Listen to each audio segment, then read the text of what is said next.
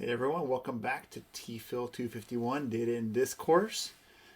Today I'm going to record a really brief video covering Whelan Chapter 2 about Descriptive Statistics. Then I'll come back in a separate video and talk about some of our examples that are illustrating some of these ideas from Whelan. Let's get my head out of the way. There we go. All right. There we go. This is the start. Okay. So Whelan starts things off right away with talking about the mean and how it's really nice because it gives us one number that summarizes a whole bunch of numbers, but also how it might be problematic. And he introduces this in the challenge of measuring the middle class, the economic well-being of the middle class. So part of this has to do with the definition of the middle class, but part of it is just also how we use the mean and how the mean might misrepresent the well-being of the middle class. There's a bunch of different ways we can measure economic well-being. Whelan goes through each of these in turn, talks about per capita GDP, which is the total amount of goods and services, total dollar value of goods and services in a country in a year, divided by the total number of people. That's one way of measuring economic well-being. It's the way that a lot of development economists measured the wealth of individuals in countries around the world for a long time. Real GDP would be adjusted for inflation and maybe purchasing power because some things are cheaper in some places than others. So maybe using a modified GDP number per capita again. Or maybe measuring average household income.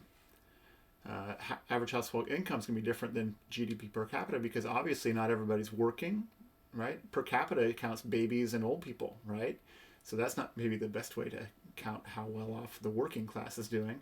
So household income maybe is a good way of doing it. But that's a challenge because what if people are working, let's say you've got a household and there's two wage earners and they're both working the equivalent of time and a half with part-time jobs. Is that a good way to measure their economic well-being if they're working 60-hour weeks and juggling jobs and shifts to try and just get by?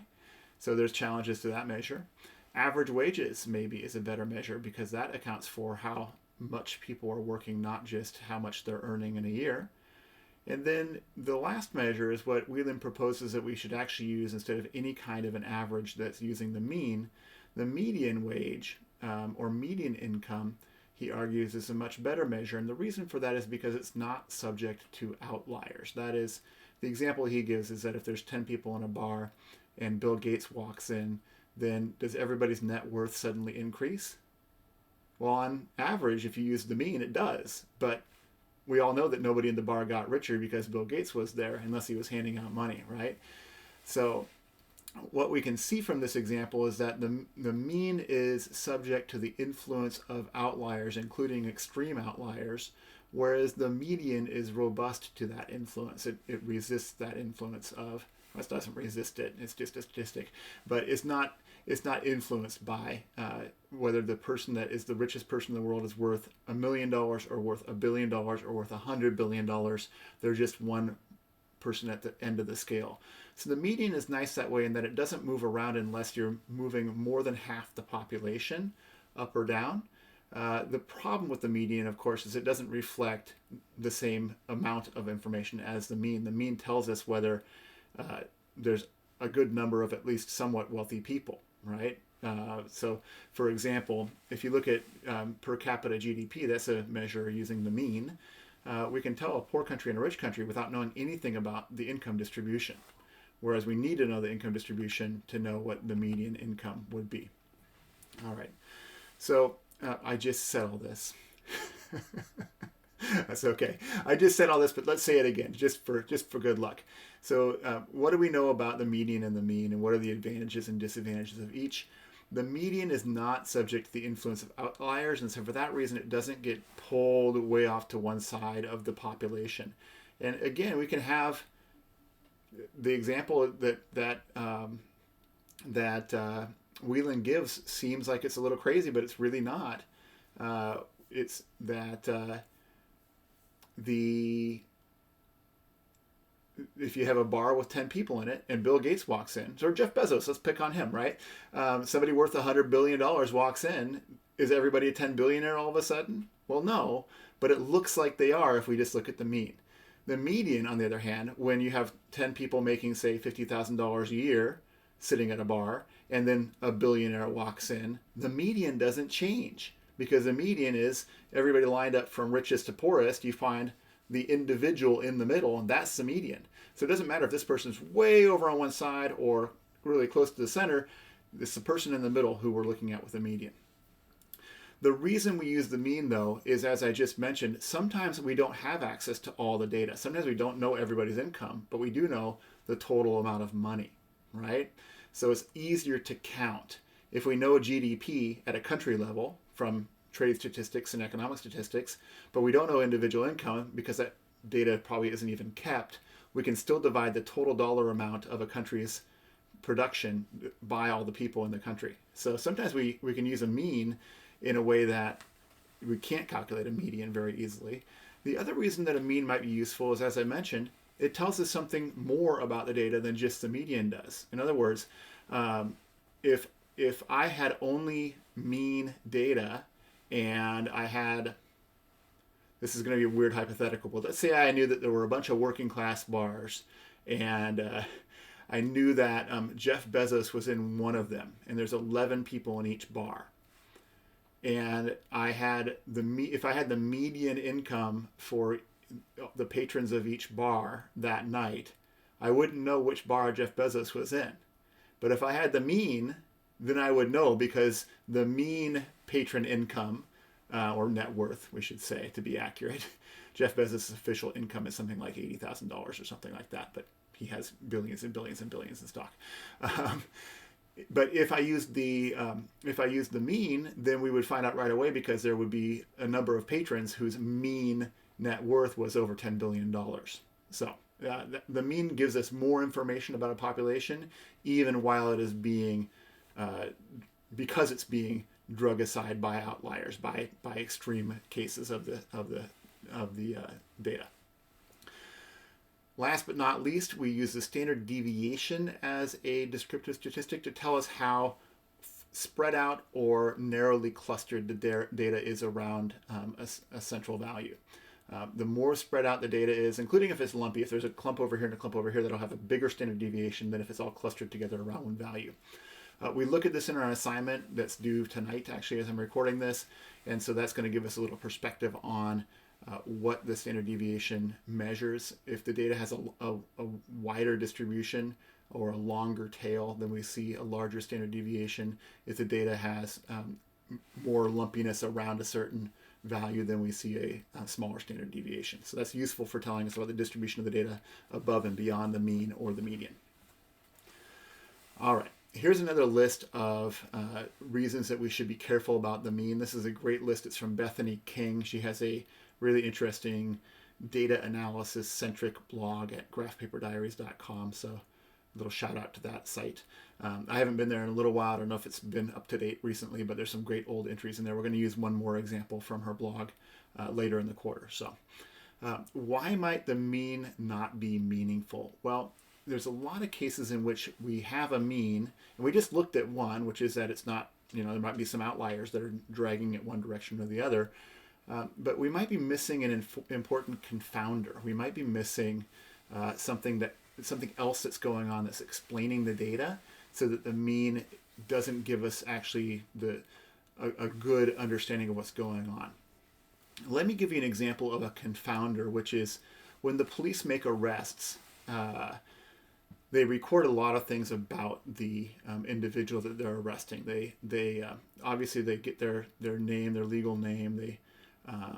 So the arrest record includes the suspect's age, their biological sex, their skin color, right, their race classification. But one of the things that the police never write down when they make an arrest is they don't write down the socioeconomic status of the individual being arrested. And some of you might have seen where I've gone with this already, but what I'm implying is that socioeconomic status, whether you're rich or poor, or in particular if you're a young person, if you come from a rich family or come from a poor family, has a lot to do with your likelihood of being, first of all, involved in illegal activity, and second of all, for being arrested for it. There's plenty of illegal activity done by higher class individuals. Trust me, they just don't get as arrested as often for it. They practice different crimes. White collar crime is a very different story, so I'm not going to get into that. But when we talk about street arrests by the police, it turns out that what oftentimes looks like an average number of arrests or an average ticket price, if we're doing traffic tickets, something like this, a misdemeanor offense, it turns out that the police are keeping records on one variable, which is the race of the subject, right? But they're not writing down what the socioeconomic score is. So the question is do we know? Do we know it's the one and not the other? And a criminologist would tell you, somebody in political science might tell you as well, that there's a lot of evidence that it's actually more a function of, or at least an equal part a function of socioeconomic score, as much as it is a matter of a racial difference in these differences we see sometimes around things like arrest records. We'll talk more about other issues that go into why there's different arrest rates or different crime rates reported by different groups. That's coming up in a future week, so hold that thought. All right. There might be a subset of the population having an outlier effect, like Bill Gates and the bar. That would be an outlier effect on the average net worth of the bar's patrons. A bimodal distribution. I don't think I have a scratch pad on here yet, do I? I don't. I really want to draw a bimodal distribution. A bimodal distribution is a two-humped camel distribution. So there's two populations, and then the mean gets right in the middle of those, but it doesn't really accurately characterize either one of those. A great example of this is from our homework assignment, where we have men's heights and women's heights on average. The mean height for the entire population is not very representative of either group by biological sex. So if you look at men's heights alone, that mean is very different than women's heights alone. And the mean of those populations together is right between those two means, and it doesn't represent either group as well as the means of either of the groups independently. So that's an example of a bimodal distribution. Different standard deviations but similar averages. You could have something that is really tightly clustered and has a mean score, and that's really spread out and has a different mean score. It has the same mean score but really spread out. Think about this in testing circles. Imagine if you heard that a class had a 3.1 average, which is like a B average, right? Maybe a little bit above a B average. And you probably think, oh, that's a good class, right? And then you hear another class that you've also thought about taking has a 3.1 average. So the means are the same. But what if one class had a standard deviation twice as large as the other class? That tells you that, yes, the average score is a B, but some of the scores are really, in the one class with a large standard deviation, the scores are really spread out, which means there's some people getting F's and D's and some people getting 4 points, obviously, too, right? But it's really spread out. And so that class is a really tough class with a 3.1 average skewing towards the high end, right? Whereas if you heard that the 3.1 had a really low standard deviation, you'd know that most students got either a 2.5, a 3.1, or up to maybe a 4.0, but it's really hard to get worse than, say, a mid-2 something. So that would be a case of the same mean, but two different distributions, where the mean might not be a meaningful indicator that the classes were the same. And then finally, the differences might be statistically significant, but not meaningful. And I actually want to take a minute to explain this with an example. And I'm going to change some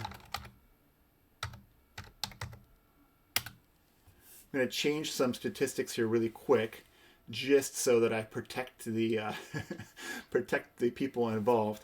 But a while ago, I was peripherally involved in a debate about which program was better, and there were these two programs that were competing for resources, competing for prestige, and had a little bit of the whole like little chip on the shoulder. We're better and we need more people in our program than you do. And so the long story on this was that there was one class that students who came into either program had to take in common. So it was a core class that students who applied to Program 1 or Program 2 both had to take.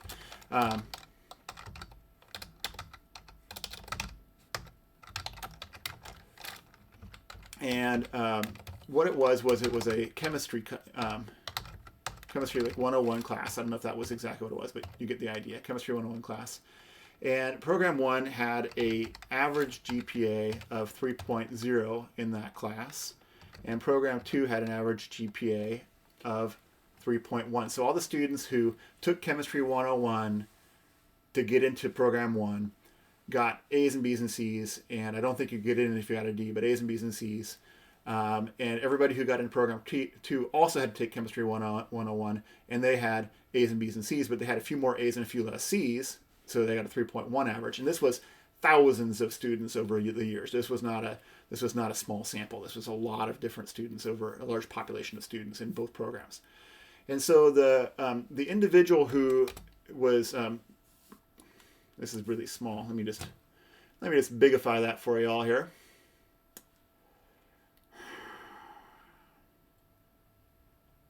Man, it's like remarkably hard to edit on camera here.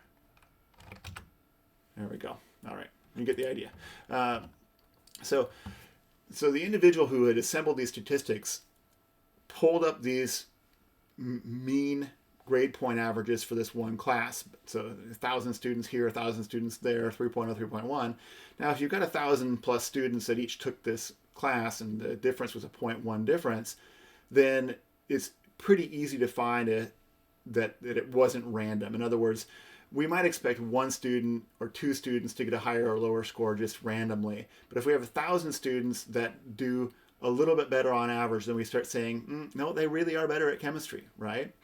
And so this individual said, look, Program 2 is better because the students are smarter, and we can tell they're smarter because the only class they took that was the same, they did better on, and I tested it, and it is statistically significant, P less than 0.05 or P less than 0.01. We'll get into the meaning of that later in the quarter, don't worry.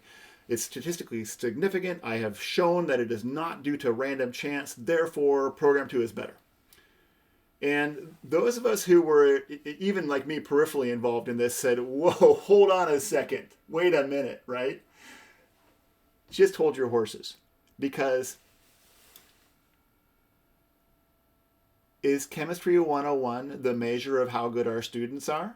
If it is, shouldn't we just stop at Chemistry 101 and not do anything else? Well, no, of course not, right? So if it's of course not, then really are we measuring whether Chemistry 101 is measuring the quality of student or whether it's measuring how well these students are interested in chemistry? Maybe Program 2 has students who are more interested in hard science. They were. Okay? Maybe Program 1 has students who are less interested in hard science. They were, right? So finding a significant difference between two means doesn't mean that it's meaningful. And so this individual that I was just telling about was ascribing a meaning. Look, this difference means that these students are better and smarter and should be rewarded in a way the other students shouldn't, or the program that produces these students, whatever way you want to think about it, shouldn't be rewarded. But that's an example, I think, of where, and by the way, what's the difference between a 3.1 and a 3.0 on your grade point? One is a B and one is a very slightly higher B. So is that a meaningful difference? I don't think so, but you can be the judge. I'm just going to leave it at that.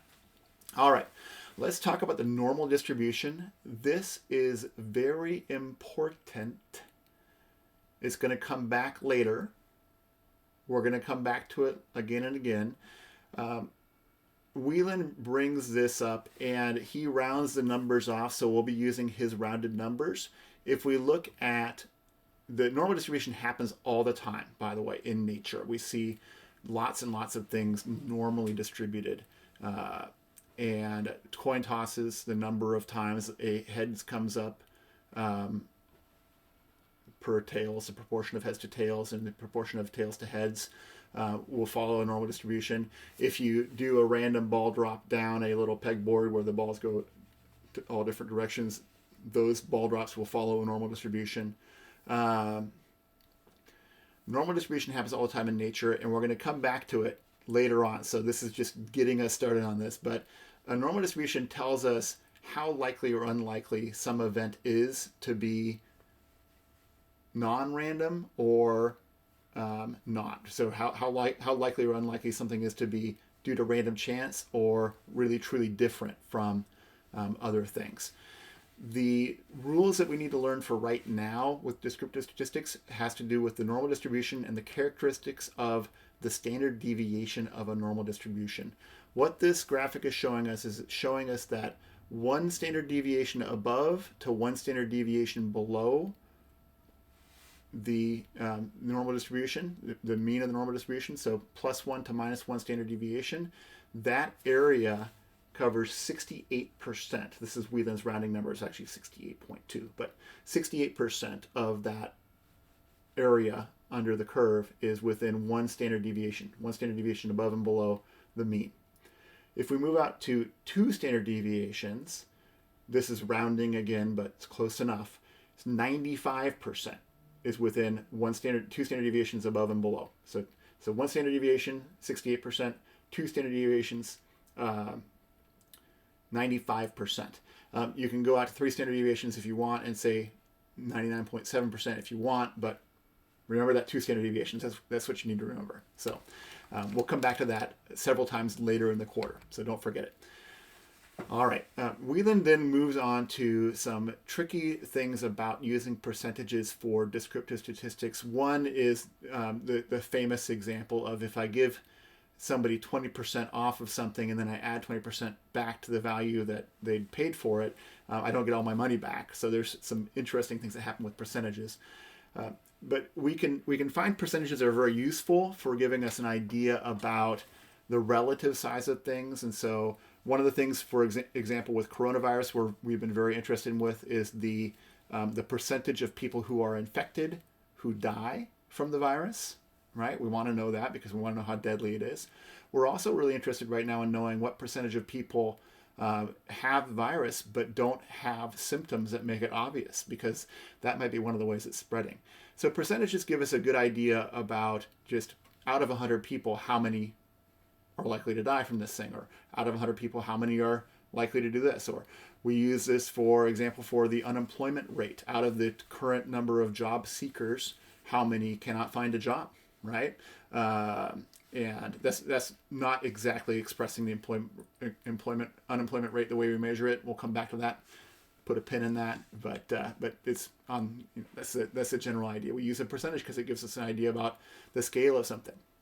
But we can be really misled by percentages too, right? And the example that Whelan uses is that an increase from 1 penny to 2 pennies is a 100% increase because we're doubling it, right? But it's not really that big of a difference if we don't think about it as more than a penny. The example of that, of course, is a tax increase. If a tax increase from 1 cent to 2 cents per dollar spent, people wouldn't like that probably, but it's still just a penny on the dollar. So if you want to bill it as, if you want to be in favor of the tax, you would probably say, well, it's a penny on the dollar, which is an absolute number. But if you wanted to be an opponent to it, you would say this is a 100% increase in our taxes, because both of those statements are true, and it depends on what we want to emphasize as part of that. Here's another example of this percentage versus absolute value choice. The question that we ask here is, which one would you want to use if you were Walmart's marketing executives? Would you say that Walmart made cash donations of $301 million in 2015? Or would you say Walmart made cash donations of 0.062% of its total 2015 receipts? I think you agree that the $301 million sounds more impressive, right?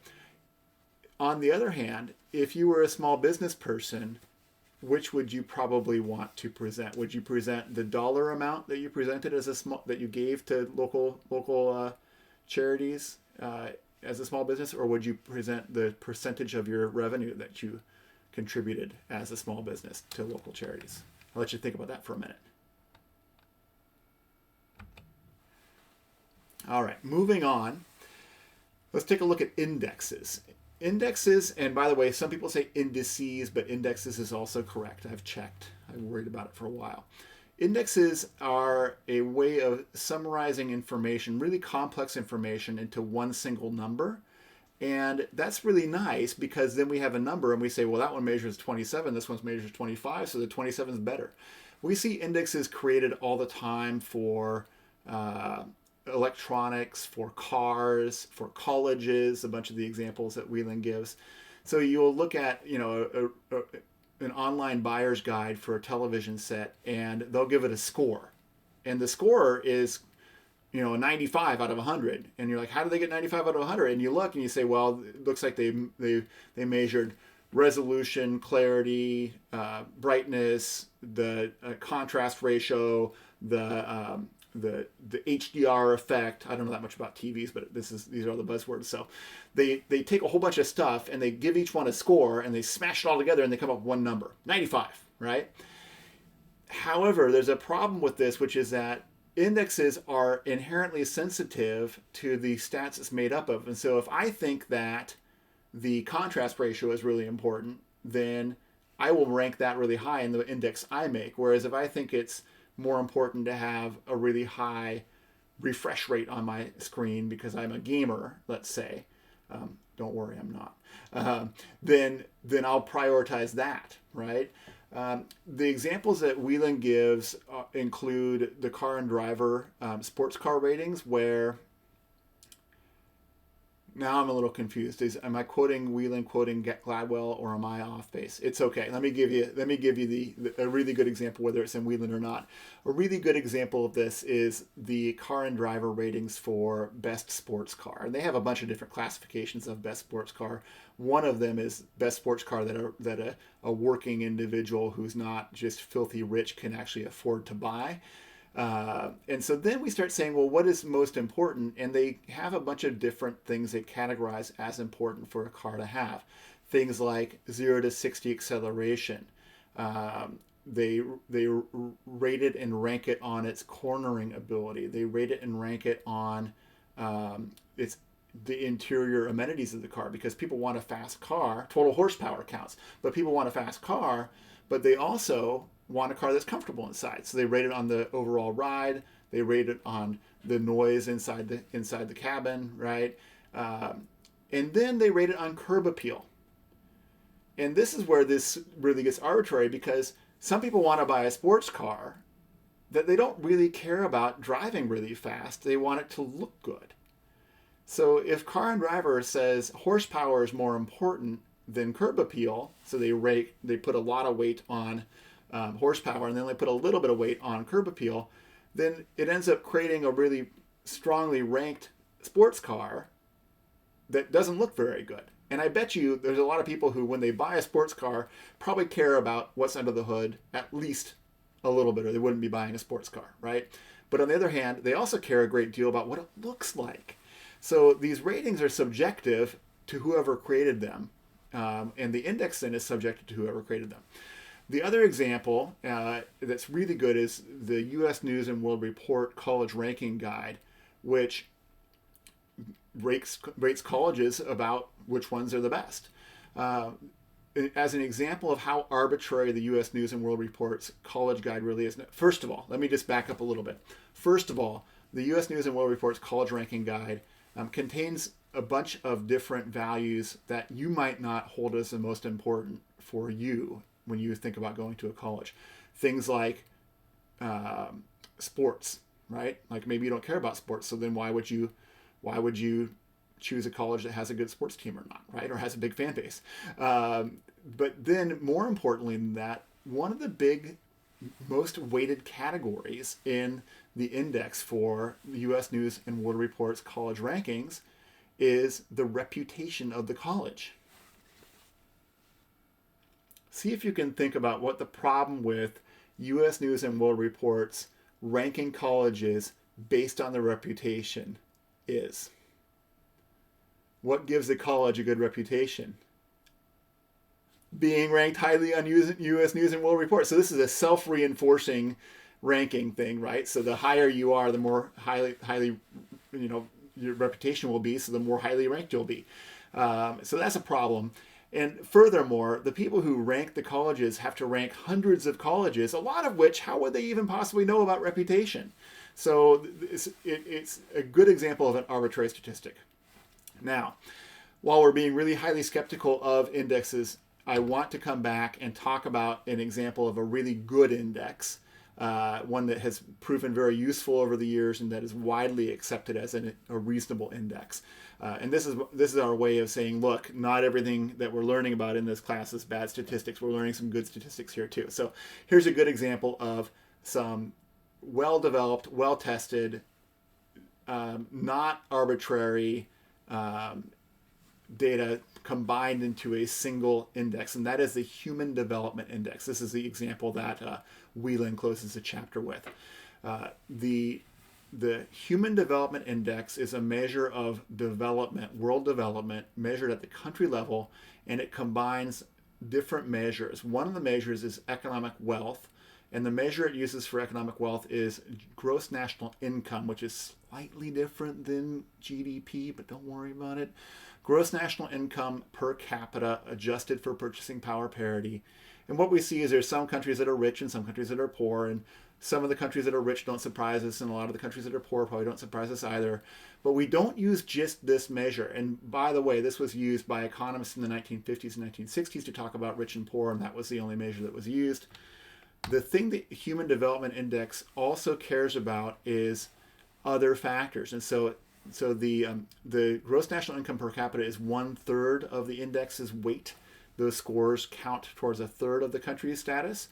But then education is 1/3 of the country's status. Education meaning the mean years of schooling. I don't know if I put the graphic in here for it. I did not put the graphic in for it. Mean years of schooling is 1, and expected years of schooling. So if you're investing in your education system, then you get a higher score on the Human Development Index. That's really good, right? So it says countries that are prioritizing education score higher in development than countries that are maybe making a lot of money but aren't prioritizing education. Look at how much of the country in this, how much of the world in this is doing okay for mean years of schooling compared to those that are just fair to middling for economics, right? It's even more promising when we look at schools at expected years of schooling for countries. Last but not least, 1/3 of the Human Development Index is made up of a health measure, specifically life expectancy at birth. And this is a measure of overall health in a country because it doesn't really matter what your health problems are, the most egregious ones lead to either death or a shorter life. So death immediately or death, but a little bit sooner than we'd otherwise see it.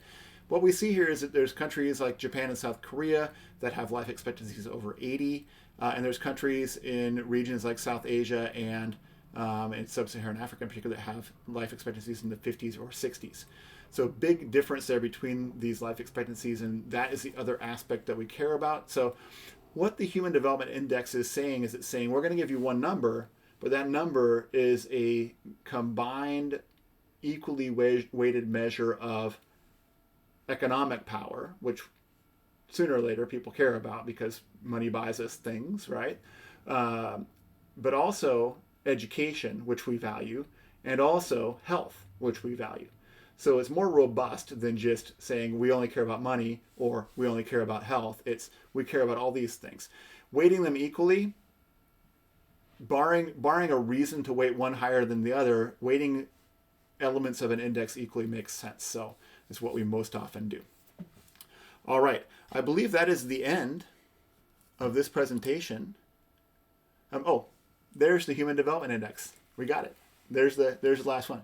So what we see here is that there's places that are high developed, places that are high developing, medium developing, but this paints us I'm going to use the word robust again. It gives us a more robust measure of how well off places are or how poorly off places are. Now, most of the places that are low on the HDR HDI are fairly low on each one of those indicators, but there is some difference in these countries in the middle. So there's countries that aren't that wealthy that have good life expectancy and good education, right? And they do okay on the HDI. So it's not, it makes it better than the individual measures, and we get one number and we can compare these countries on development. So it's a pretty cool tool. All right, that is the end. And I'm going to stop right there. I'm going to come back and do another video about the readings. Let's see what we're at for time right now. Not the longest in the world, hopefully. Hopefully that was interesting and you're not asleep. I'll talk to you all soon.